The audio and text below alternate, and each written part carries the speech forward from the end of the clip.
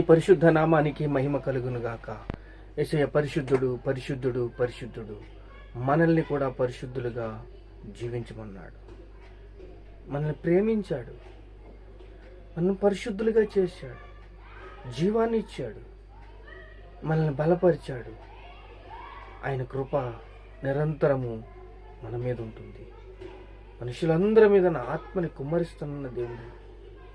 ప్రేమ, కృప, దయ, కనికరాలు మన మీద కుమ్మరించాడు.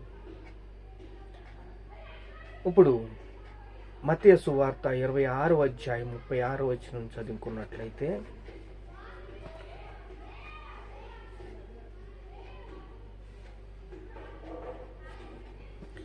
ఇరవై 26వ అధ్యాయం 36వ వచనం.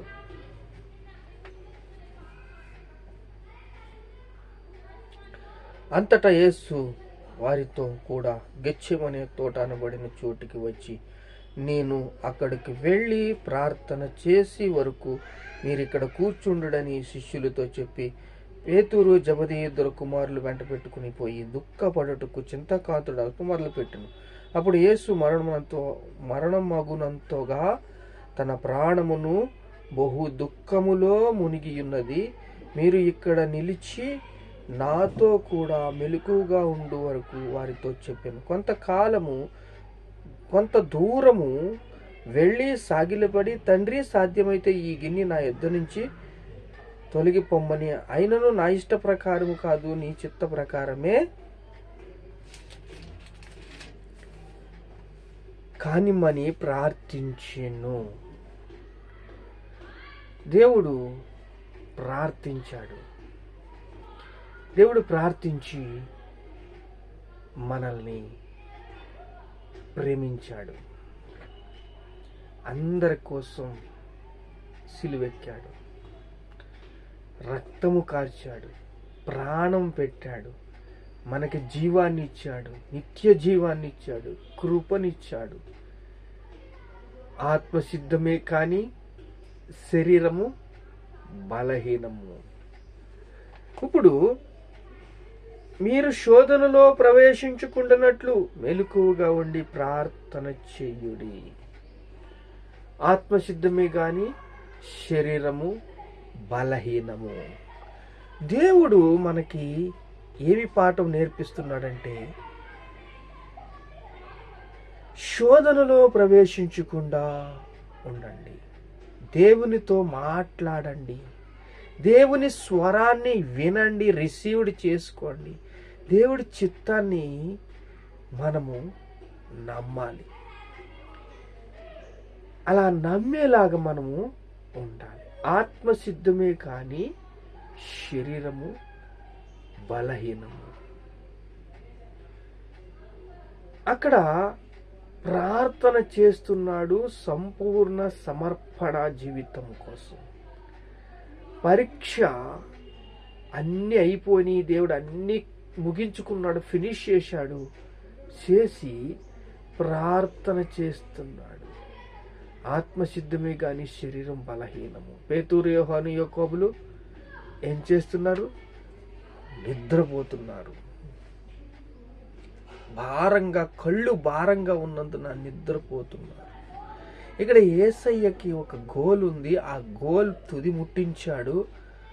పని పూర్తయింది, సమయం దగ్గరికి వచ్చేసింది, ప్రాణం పోతుంది. ఇంకా సిలువ వేసేస్తారు. రోమా సామ్రాజ్యానికి చక్రవర్తికి అప్పగిస్తారు. వాళ్ళు అరెస్ట్ చేస్తారు, కఠినంగా శిక్షించి కొట్టి అతన్ని శిక్షకి అప్పగించి మరణిస్తారు. ఇది తండ్రికి ఇష్టంగా ఉంది. సమర్పణమైన జీవితం కావాలని దేవుడు కోరుతున్నాడు. అందుకే ఆత్మసిద్ధమే కానీ శరీరము బలహీనము. నిద్రమత్తు గల మనస్సు ఎవరికి ఉన్నది? నిద్రమత్తు మనసు గల ఉంటే యెషయా భక్తుడు ఆ రోజు చెప్పేశాడు కరాఖండిగా, నిద్రమత్తు గల మనస్సు ఉన్నది. ఎవరికి? శిష్యులకి ఉన్నది. కానీ యేసయ్య తన పనిని సంపూర్ణంగా చేసుకుంటున్నాడు. ఒక్కొక్క పని ముగించుకుని వచ్చి సంపూర్ణ జీవితానికి, సమర్పణకు, పరీక్షకు ఇది సాదృశ్యంగా ఉన్నది. సంపూర్ణ జీవితము ఏమి చేస్తుందంటే, రోమియోలు రాసిన పత్రిక 12వ అధ్యాయంలో సజీవ యాగంగా, పరిశుద్ధముగా మీ శరీరములు దేవుని వాత్సల్యమును బట్టి వేడుకుంటున్నాను. సజీవంగా ఉండండి, సజీవ యాగంగా ఉండండి.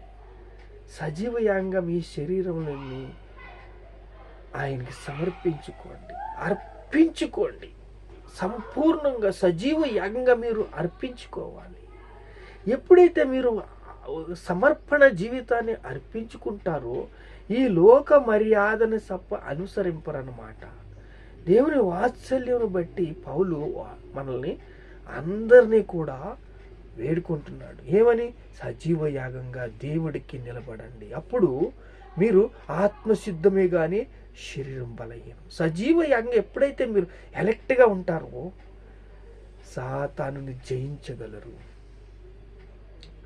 శత్రు బలమంతటి మీద అధికారం ఇచ్చిన యేసయ్య శోధనలో ప్రవేశించకుండా మీరు ఉంటారని మనకి పాఠాలు నేర్పిస్తున్నప్పుడు శిష్యులు నిద్రమొత్తుగలగా ఉన్నారు. చూడండి,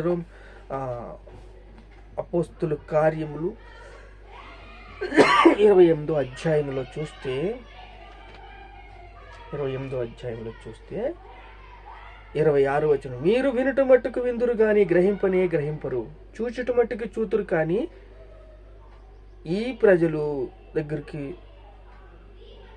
ప్రజలు కన్నులారా చూచి మనసారా గ్రహించి నా వైపు తిరిగి వారి వలన స్వస్థత పొందుకుంటుట వారి హృదయములు కవి ఉన్నవి, వారి చెవులు మందముగా ఉన్నవి, కనులు మూసుకొని ఉన్నవి. పరిశుద్ధాత్మ దేవుడు యేసయ్య ప్రవక్త ద్వారా పితరులతో మాట చెప్పింది సరియే కదా. నిద్రమొత్తు గల మనస్సు ఈ శిష్యుల్ని ఏం చేస్తుంది?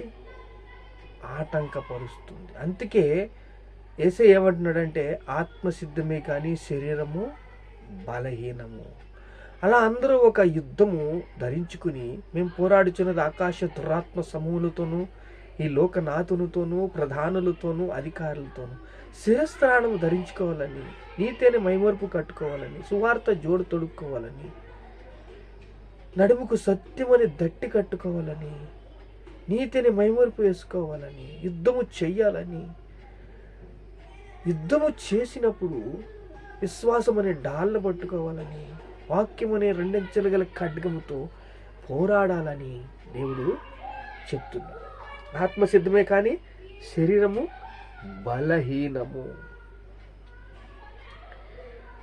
ఇప్పుడు సజీవ యాగంగా మిమ్మల్ని మీరు అర్పించుకున్నప్పుడు ఉత్తమమును అనుకూలమును సంపూర్ణమై ఉన్నదంట. దేవుని చిత్తము మీరు ఎప్పుడైతే తెలుసుకుంటారో రూపాంతరమవుతారు, నూతనమవుతారు. విశ్వాసము యొక్క పరిమాణాలు స్వస్థ బుద్ధి గలవారిగా ఉంటారు.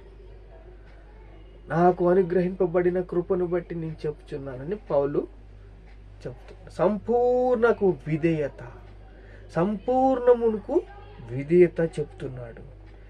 చూడండి 26:41, మీరు శోధనలో ప్రవేశించకుండా మెలకువగా ఉండి ప్రార్థన చేయడం ఆత్మసిద్ధమే కానీ శరీరము బలహీనము.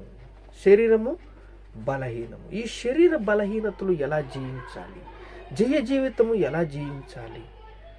ఈ నిద్రమొత్తు గల మనస్సును ఎలాగ జయించాలి? ఆత్మసిద్ధమే కానీ శరీరము బలహీనము. పరీక్షలు ఎలా జయించాలి? ఎలా రాయాలి పరీక్షలు? ఎలాగ కనపడిన వారితో యుద్ధము ఎలాగ చేయాలి?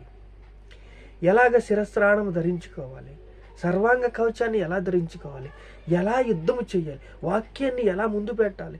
ఏ యొక్క కేటగిరీలో మనము యుద్ధము చేయాలి? మిఖాయేలు దూతలు మనకు కావాలి. మన శక్తి మనకి సరిపోదు. శక్తి చేతను బలము చేతను కాదు, నా ఆత్మ చేతను ఇది జరుగును. ఆత్మ చేత ఇది జరిగినప్పుడు ఆత్మ ప్రేరేపణతో మా ఆయుధములు శరీర సంబంధమైనవి కావు, దేవుని ఎదుట దుర్గములు పడదోయంతో బలమైనవి. యుద్ధం చేస్తున్నప్పుడు ఆ యుద్ధములో దేవుని ప్రేమను మనం పొందుకుంటాం. అప్పుడు జయిస్తాం. జయించినప్పుడు దేవుని కృపను అనుభవిస్తాం. ప్రార్థన చేసుకుంటాం. మహాపరిశుద్ధుడైన తండ్రి, నాతో మాట్లాడిన నాయన మీకు స్తోత్రాలు స్తోత్రాలు స్తోత్రాలు స్తోత్రాలు. యుద్ధం చేస్తున్నామయ్యా. కంటికి కనపడని వారితో యుద్ధం చేస్తున్నామయ్యా. అయా సర్వాంగ కవచాన్ని ధరించుకోవాలయ్యా. అయా తండ్రి ప్రభువా, అయ్యా నడుముకి దట్టి అని తండ్రి కట్టుకోవాలయ్యా. నీ కృపను అనుగ్రహించయ్యా, నీ ప్రేమను అనుగ్రహించయ్యా, నీ దయను అనుగ్రహించయ్యా, నీ సన్నిధిని అనుగ్రహించయ్యా.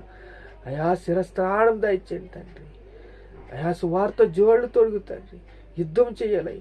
శరీరం బలహీనమే, ఆత్మసిద్ధమే తండ్రి. మీకు స్తోత్రాలు స్తోత్రాలు స్తోత్రాలు. యుద్ధం చేసేవారిలాగా ఉండాలి, జయించేవారిలాగా ఉండాలి. కృపను అనుగ్రహించిన ఆయన మీకే స్తోత్రాలు స్తోత్రాలు. స్తుతి మహిమ ఘనత ప్రభావాలు యేసుక్రీస్తు నామములో చెల్లిస్తున్నాం తండ్రి. ఆమేన్.